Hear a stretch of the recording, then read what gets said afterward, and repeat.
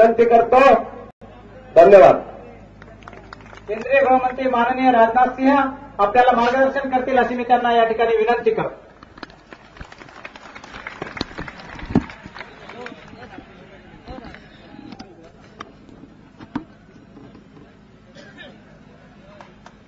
इस सभा के सभापति माननीय उत्तम राव जी और माजी केंद्रीय मंत्री बहन सूर्यकांताबाई पटेल, श्री राजेंद्र जी नजरधने, जिलाध्यक्ष श्री राजेंद्र डांगे, यहां के प्रत्याशी श्री राजेंद्र जी नजरधने और हदगांव विधानसभा 6 उम्मीदवार सौभाग्य कांचनी लता कदम और पूसद विधानसभा क्षेत्र उम्मीदवार बसंत कामेकर, यहां उपस्थित मेरे सभी सम्मानित बहनों एवं भाइयों, या भूमि पहिल्यांदा आलो आपले सर्वांचो अभिनंदन. बहनों भाइयों, मराठी थोड़ा बहुत मैं समझ लेता हूं, लेकिन मैं बोल नहीं पाता हूं. इसलिए मैं आप लोगों के बीच अपना भाषण में हिंदी में ही करूंगा. और इतनी बड़ी भीड़ को देखने के बाद और पहली मीटिंग शायद यह हो रही है इस विधानसभा क्षेत्र की, मेरा विश्वास पक्का हो गया है कि हमारे उम्मीदवारों को यहां से विजय हासिल करने से अब दुनिया की कोई ताकत रोक नहीं सकती है. मुझे पूरा विश्वास है. यह हमारी पहली सभा यहां पर हो रही है इस बार के विधानसभा चुनाव की. इस सभा के माध्यम से मैं पूरे महाराष्ट्र की जनता के प्रति आभार व्यक्त करना चाहता हूं कि लोकसभा के चुनाव में इस महाराष्ट्र में बहुत बड़ी सीटों पर विजय दिलाकर भारतीय जनता पार्टी की केंद्र में सरकार महाराष्ट्र की जनता ने बनाई है. और आज मैं आपसे अपील करने के लिए आया हूं. केंद्र में तो आप लोगों ने भाजपा की सरकार बना दी और देश नहीं बल्कि सारी दुनिया के सर्वाधिक लोकप्रिय नेता श्री नरेंद्र भाई मोदी को भारत का आपने प्रधानमंत्री बना लिया. अब केंद्र की सरकार बनाकर आप लोगों ने हम लोगों को कुर्ता तो पहना दिया, लेकिन मैं आप सबसे यह अपील करने के लिए आया हूं कि बहनों भाइयों, केवल कुर्ता पहनाने से कोई आदमी ठीक नहीं लगता है. इसलिए अब महाराष्ट्र को जिताकर हम लोगों को पायजामा भी पहना दीजिए. यह अपील करने के लिए आप सबसे बीच आया.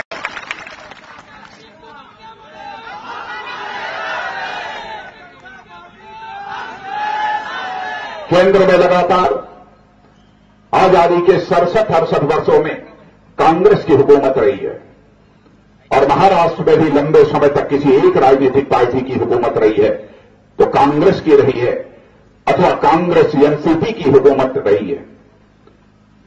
इतना लंबा समय किसी भी राजनीतिक पार्टी के लिए किसी राष्ट्र अथवा महाराष्ट्र का भविष्य बनाने के लिए, इसकी समस्याओं का समाधान करने के लिए यह कोई कम समय नहीं होता है.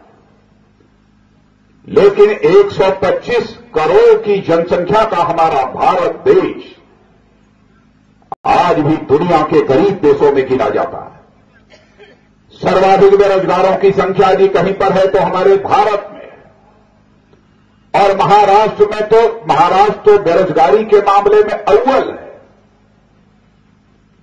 जिस भारत में 65% आबादी नौजवानों की हो जिनकी उम्र 35 वर्ष से कम हो, और जिस भारत में प्राकृतिक संसाधनों की कोई कमी न हो, इस धरती माता के नीचे चले जाइए, आपको सोना भी मिलेगा, चांदी भी मिलेगी, आपको मैग्नीज भी मिलेगा, सब कुछ, कोयला भी मिलेगा, सब कुछ मिलेगा. फिर भी भारत आज हमारा दुनिया का सबसे गरीब देश माना जाता है. क्यों ऐसे हालात हैं? मैं कांग्रेस के दोस्तों से पूछना चाहता हूं, एनसीपी के दोस्तों से पूछना चाहता हूं, भारत को एक धनवान भारत बनाने के लिए, भारत की गरीबी की समस्या का समाधान करने के लिए आपको और कितना अधिक समय चाहिए? हिंदुस्तान की जनता आपसे इस सवाल का जवाब चाहती है, लेकिन बहनों और भाइयों, इस सवाल का उनके पास कोई जवाब नहीं है। बराबर सत्ता का सुख भोगा है इन लोगों ने, लेकिन सत्ता में रहने वाले लोगों को सत्ता का सुख नहीं भोगना चाहिए, बल्कि जनता के सेवक के रूप में उसे काम करना चाहिए, जैसे हमारे प्रधानमंत्री नरेंद्र भाई मोदी इस समय सेवक के रूप में अपनी भूमिका निभा रहे हैं। क्या नहीं कांग्रेस के लोग कर सकते? इन लोगों ने नहीं किया। यह अवतमाल जिला के अंतर्गत यह विधानसभा क्षेत्र आता है। मुझे बताया गया कि यहां पर ईसापुर डैम है। वैसे मैं यहां पर 2006 में जब पार्टी का राष्ट्रीय अध्यक्ष था तो मैं आ चुका हूं और यहां की कुछ समस्याओं से मैं अच्छी तरह वाकिफ हूं। शायद यह दूसरा सबसे बड़ा डैम ईसापुर का यहां पर है, लेकिन यवतमाल में रहने वाले लोगों के खेतों तक सिंचाई के लिए पानी नहीं पहुंच पाता। आप लोगों के खेतों तक सिंचाई के लिए पानी पहुंचता है कि नहीं पहुंचता है? मैं आपसे जानना चाहता हूं, क्यों नहीं पहुंचता है? पानी आपके पास है, फिर भी आपके खेतों तक पानी नहीं पहुंचता है। और किसानों के प्रति इस कांग्रेस और एनसीपी का रवैया क्या है? इसी से आप समझ सकते हैं। किसी यवतमाल में 2013 में ओले पड़े थे। ओले के बाद मैं आपसे जानना चाहता हूं, क्या सभी किसानों को यहां पर जो अनुदान सरकार के द्वारा मिलना चाहिए वो अनुदान मिल गया है कि नहीं मिला है? और 2006 में जब यहां खरड़ था तो खरड़ का भी अनुदान जो मिलना चाहिए, मुझे जानकारी है कि यहां के लोगों को खरड़ का भी अनुदान नहीं मिला। लेकिन आपको विश्वास दिलाना चाहता हूं, बहुत पीछे तो नहीं जाऊंगा, लेकिन 2013 का जो ओला पड़ा हुआ है महाराष्ट्र में, आप भारतीय जनता पार्टी की सरकार बना दो, हमारे सारे राजेंद्र सहित सारे उम्मीदवारों को जिताकर महाराष्ट्र की विधानसभा में भेज दो। बहनों भाइयों, जो भी मुख्यमंत्री बनेगा उस मुख्यमंत्री को मैं कहूंगा कि इस क्षेत्र की जनता को जब 2013 में ओला पड़ा था उस समय का जो अनुदान नहीं मिला है वो अनुदान दिया जाना चाहिए। सभी किसानों को कोई भेदभाव नहीं होना चाहिए। यहां पर जुल्म और अत्याचार बराबर होते रहते हैं। बताया गया मुझे कि यहां पर लगभग 1,500 से अधिक लोगों के खिलाफ एट्रॉसिटी, अत्याचार के मामले दर्ज हैं,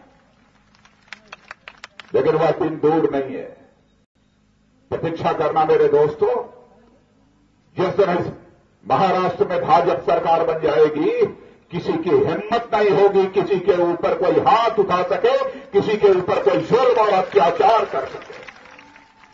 यदि मैं यहां पर आया हूं, जो भी मुख्यमंत्री बनेगा वह मुझसे मिलेगा पहली बार, तो मैं उसको कहूंगा कि वहां जो जुल्म और अत्याचार हुआ है और जो एफआईआर दर्ज हुए हैं उसकी जांच कराई जानी चाहिए और आइंदा इस क्षेत्र में कोई जुल्म और अत्याचार नहीं होना चाहिए। मैं स्वयं यह बात मैं जो भी मुख्यमंत्री बनेगा उस मुख्यमंत्री को मैं कहूंगा।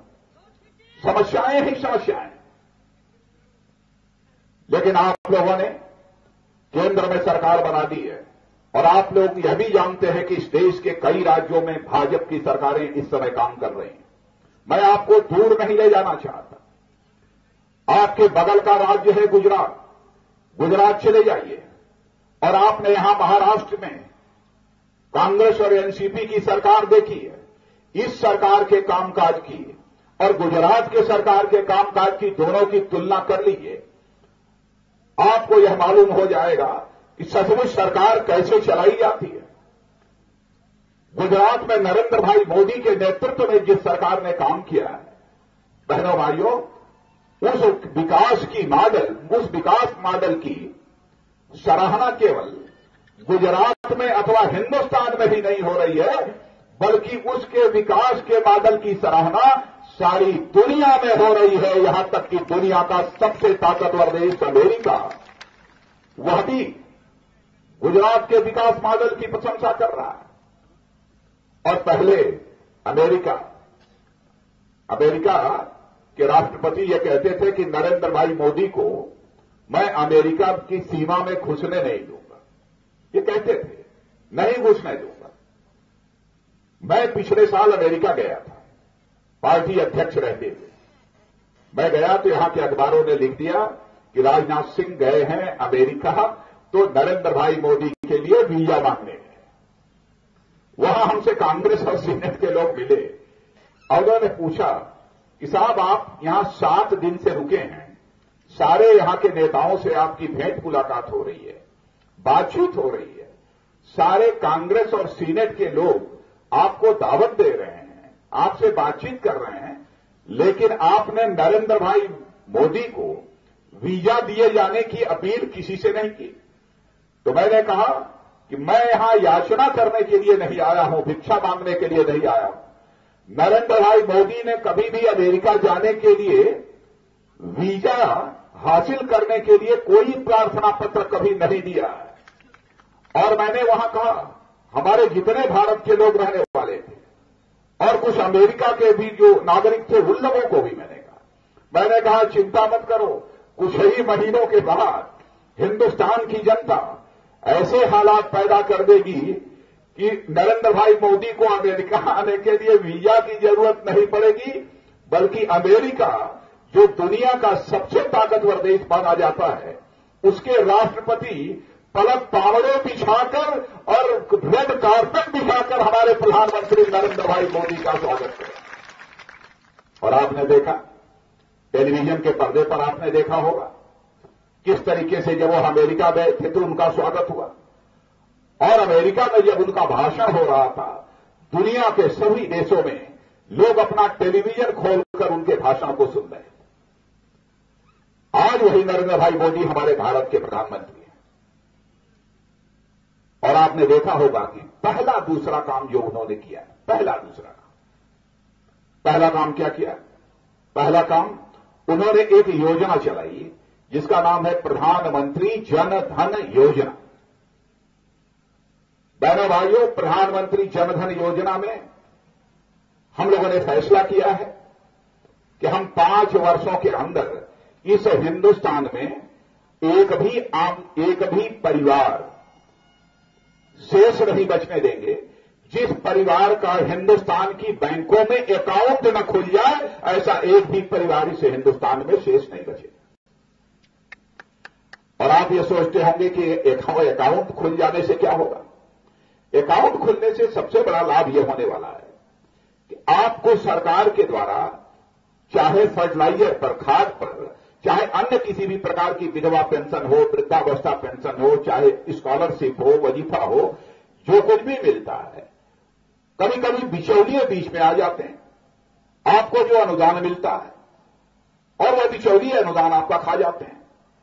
तो कोई बिचौलिया बीच में खड़ा न होने पाए, बल्कि दिल्ली सरकार के खजाने से जो पैसा चले उस आदमी को सीधे वहां की बैंक से महाराष्ट्र में बैठा हुआ जो हमारा कोई किसान है, गरीब है, उसके बैंक अकाउंट में वह सीधे पहुंच जाए, अथवा जो विद्यार्थी और छात्र है उसके बैंक अकाउंट में सीधा पहुंच जाए। इसीलिए हम लोगों ने फैसला किया कि हिंदुस्तान के सभी नागरिकों का बैंक अकाउंट होना चाहिए।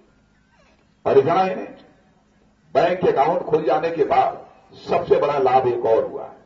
आपको अपना जीवन बीमा, लाइफ इंश्योरेंस कराने के लिए अलग से प्रीमियम देने की जरूरत नहीं पड़ेगी, बल्कि जिस दिन अपना बैंक अकाउंट आप खोल देंगे उसी दिन आपका 1 लाख रुपए का जीवन बीमा अपने आप हो जाएगा। 1 लाख रुपए के बीमा की धनराशि के लिए आप हकदार हो जाएंगे। कितना आम आदमी के लिए, आम आदमी से जुड़ी हुई जो समस्याएं हैं उसके प्रति जो प्रधानमंत्री संवेदनशील होगा वही प्रधानमंत्री इस काम को कर सकता है। कोई दूसरा प्रधानमंत्री इस काम को नहीं कर सकता है। इसके अतिरिक्त जैसे यहां पर आप बड़ी संख्या में खड़े हैं, आपके परिवार में अथवा आपके क्षेत्र में ऐसे लोग भी होंगे जिन्हें आप कभी नौकरी करते रहे होंगे, उन्हें 50 रुपया, 150 रुपया, 200 रुपया, 400, 500, 700 रुपये की पेंशन मिलती रही होगी। ऐसे लोग हैं कि नहीं यहां पर? ऐसे परिवार में है लोग 200, 400, 500 पेंशन पाने वाले? कितने लोग हैं? हाथ उठाइए तो कुछ। नहीं, इधर कोई है आपके यहां? आप हाँ, 2-4 लोग हाथ उठा रहे हैं।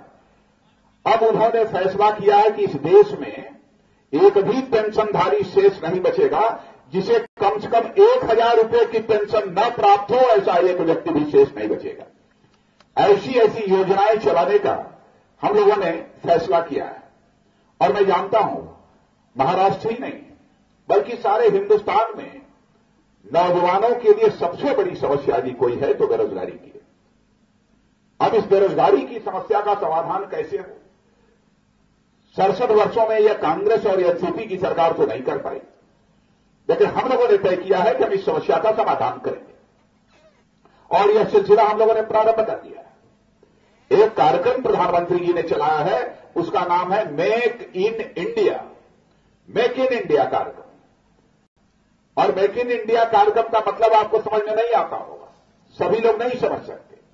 आप जानते हैं कि आपके घर में यदि अमेरिका का बना हुआ कोई सामान आता है जिस पर लिखा रहता है made in India, made in America, made in US, तो आप कहते हैं कि भाई यह तो भारत में जो बना हुआ सामान है उससे यह बेहतर है, उससे अच्छा सामान है। जर्मनी जापान से आता है, उस पर made in Germany, made in Japan लिखा होता है, तब भी आप कहते हैं कि बहुत ही अच्छा अच्छी क्वालिटी का यह कोई सामान है, आप उसको खरीदना पसंद करते हैं। लेकिन भारत के बने हुए सामान को आप खरीदना पसंद नहीं करते हैं। एक यह धारणा बनी है।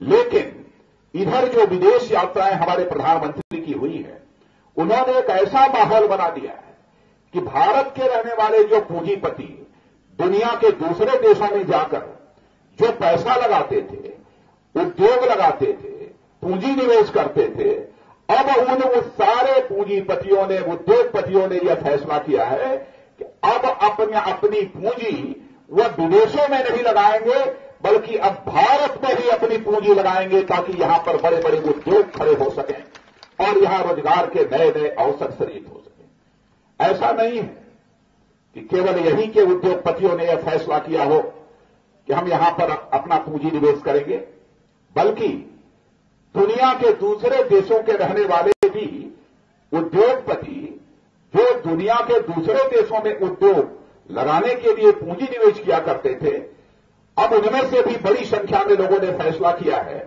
कि वह भारत में यहां पर आकर अब वह अपनी पूंजी लगाएंगे और यहां पर बड़े बड़े उद्योग यहां पर खड़े करेंगे। यह फैसला किया है। और जिस दिन यह उद्योग लगने प्रारंभ हो जाएंगे, मैं दावे के साथ कहता हूं यहां पर बेरोजगारी की समस्या का समाधान होने का सिलसिला अपने आप प्रारंभ हो जाएगा। मेरे बहनों भाइयों, यह बात मैं दावे के साथ कहता हूं। सरकार बनते ही इस समस्या के समाधान के लिए हमारे प्रधानमंत्री जी ने अपना काम पूरी तरह से प्रारंभ कर दिया। वैसे इस महाराष्ट्र में बहुत थोड़े समय के लिए यहां पर भाजपा और शिवसेना की सरकार रही है, लेकिन भाजपा और शिवसेना का गठबंधन चल नहीं पाया। आज भाजपा और शिवसेना का गठबंधन टूट गया है। मैं ये निश्चित रूप से यह कहना चाहूंगा कि जहां तक बाला साहब देवरस का प्रश्न है, बाला साहब ठाकरे जी का प्रश्न है, बाला साहब ठाकरे जी देश की एक मानी जानी हस्ती रहे हैं और बाला साहब ठाकरे के प्रति पहले जो हम लोगों के मन में सम्मान था, आज भी भारतीय जनता पार्टी के लोगों के मन में बाला साहब ठाकरे के प्रति सम्मान है। भले ही गठबंधन टूट गया होगा, लेकिन बाला साहब ठाकरे के प्रति हम लोगों के सम्मान में कोई कमी नहीं आने पाई है। और मैं आपको यकीन दिलाना चाहता हूं बहनों भाइयों, आप जैसा महाराष्ट्र बनाना चाहते हैं, नाम इसका महाराष्ट्र, तो हम इस महाराष्ट्र का विकास ऐसा करेंगे कि इसके नाम के अनुरूप ही महाराष्ट्र का विकास हो जाए और इस विकास के मामले में महाराष्ट्र सारे हिंदुस्तान में अव्वल दर्जे का, नंबर 1 दर्जे का के राज्य के रूप में यह जाना जाए। यह भारतीय जनता पार्टी अपनी तरफ से भरपूर कोशिश करेगी। क्या किया इन लोगों ने? कांग्रेस एनसीपी की सरकार ने घोटाले, भ्रष्टाचार, यही सब सारे किए। 71,000 करोड़ रुपए की सिंचाई परियोजना, और सिंचाई जो है इस महाराष्ट्र में हमारे किसानों के खेतों की नहीं हो पाती। कहां चला गया यह पैसा? इसकी जांच होनी चाहिए। और केवल नाम के लिए एक जांच कराकर 30, 35, 40 दिन में क्लीन चिट दे दी गई मंत्री को। बहनों भाइयों, हमारी सरकार आएगी, 71,000 करोड़ रुपया जो आपकी गाढ़ी कमाई का पैसा है, जो कांग्रेस और एनसीपी ने लूटा है, उसे हमारी सरकार जांच कराएगी, पता लगाएगी कि वह पैसा कहां गया है। निकालेंगे हम उसको। हम अपराधियों को इस तरीके से नहीं रखेंगे। और वैसे ही आदर्श सोसाइटी का घोटाला, बताइए, शहीद परिवारों के लिए जो फ्लैट बनाए जा रहे थे, उस आदर्श सोसाइटी घोटाला इतना बड़ा घोटाला हो गया। मामले सारे रफा दफा हो रहे हैं। हुकूमत ऐसी होनी चाहिए जिसमें भ्रष्टाचार करने का कोई साहस न जुटा पाए। और आज एक धमक हमारे प्रधानमंत्री नरेंद्र भाई मोदी की बनी है। आपने देखा होगा कि उसके पहले बहनों भाइयों जो भी सरकारें काम कर रही थी कांग्रेस की, 1 लाख, 2 लाख, 4 लाख, 6 लाख करोड़ रुपए के घोटाले बराबर होते गए। उस समय के मंत्रियों को भी जेल की हवा खानी पड़ी।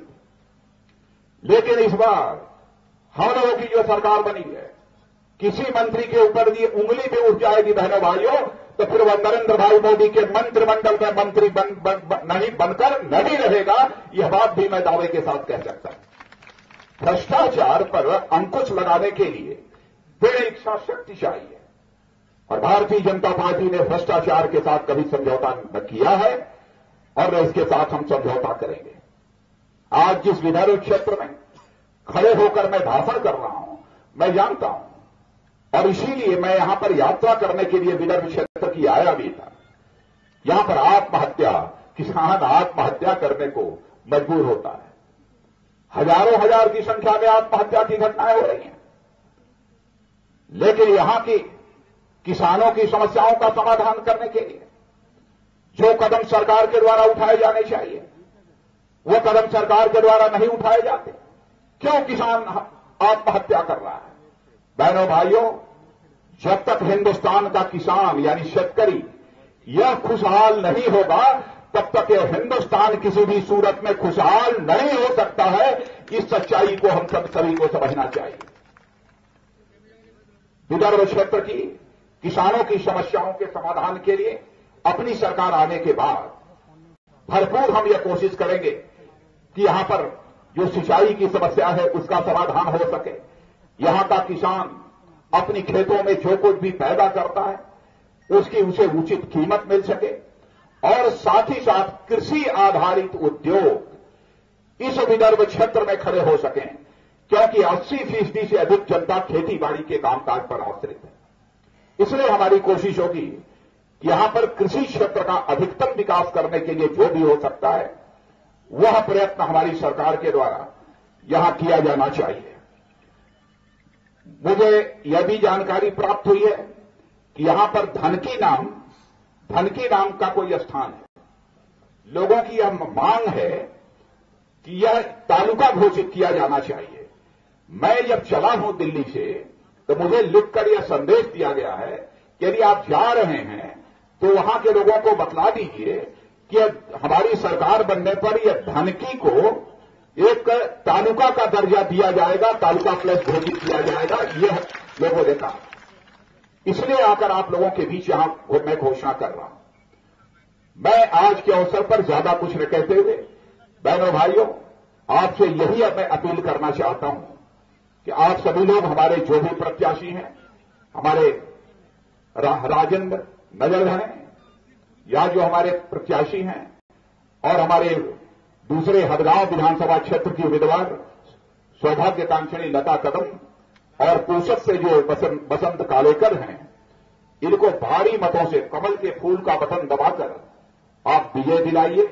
और मैं राजेंद्र नजरधन को तो पहली बार सुन रहा था बोलते हुए, और मुझे यह बताया गया कि राजेंद्र पिछली बार कुछ ही वोटों से पराजित हो गए।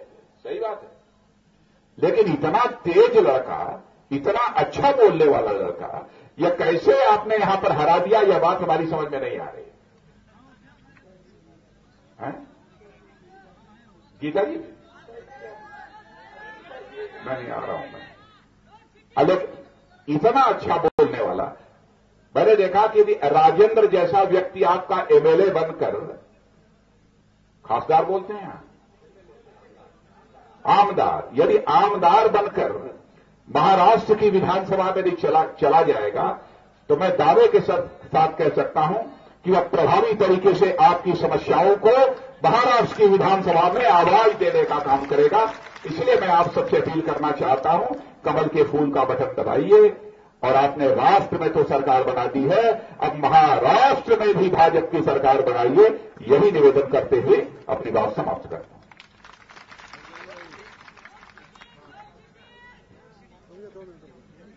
धन्यवाद। माननीय केंद्रीय गृहमंत्री राजनाथ सिंह जी यांनी भारतीय जनता पक्षाच्या कमळ या निशाणीचं बटन